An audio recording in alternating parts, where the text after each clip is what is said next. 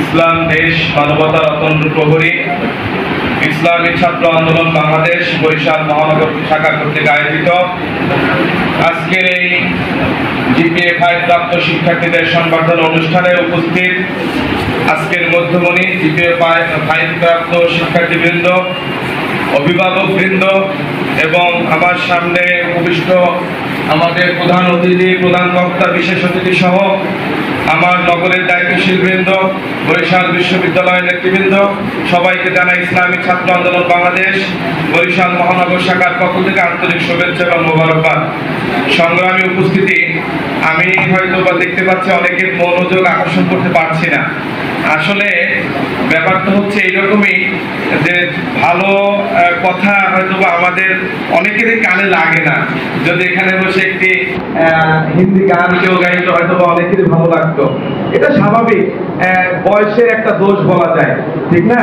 যেমন এই বয়সে অনেকের চোখে ভালো লাগে, একটু প্রেম হয়, কয়দিন পর আবার ব্রেকআপ হয়, এই নিয়ে আমাদের যুব সমাজ এখন মত্ত আছে।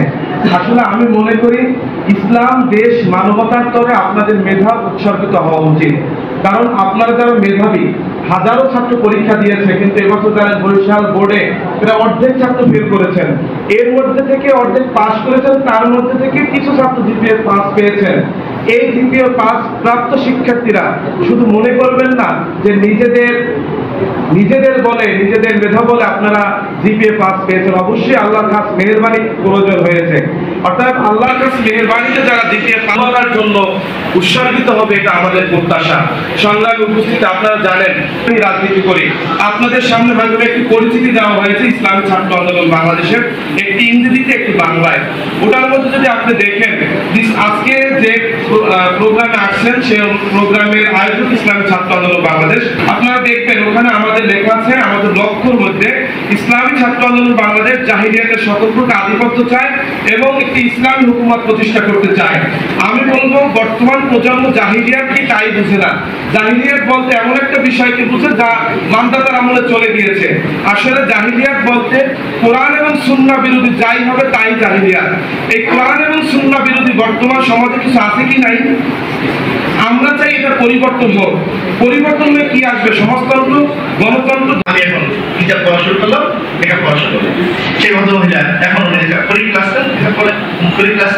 কিতাব পড়ে তিনি এখন এই যে আত্মপরিচয়টা সামনে নিয়ে আসা এবং বলে ইন্নালি মিনাল মুসলিমিন, আমি মুসলমান, তবে মুসলমান এটা বলাটাই অত্যন্ত গুরুত্বপূর্ণ একটা বিষয়।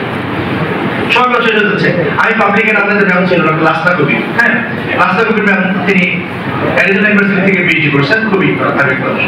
সেই ভদ্রমহিলা বলতেন, এখন তিনি একেবারে হাত মোজা দিয়ে উত্তর করেন, তিনি বলতেন বা বলেন, সব ক্লাসে বলেন, প্রথম ব্যাচে বলেন, আমি যখন বিশ্ববিদ্যালয়ে এখন আমেরিকাতে গেছি, আমি একবার মডার্ন ড্রেস করে গেছি, তো সবাই সবাই আমাকে ইউরোপিয়ান মনে করে।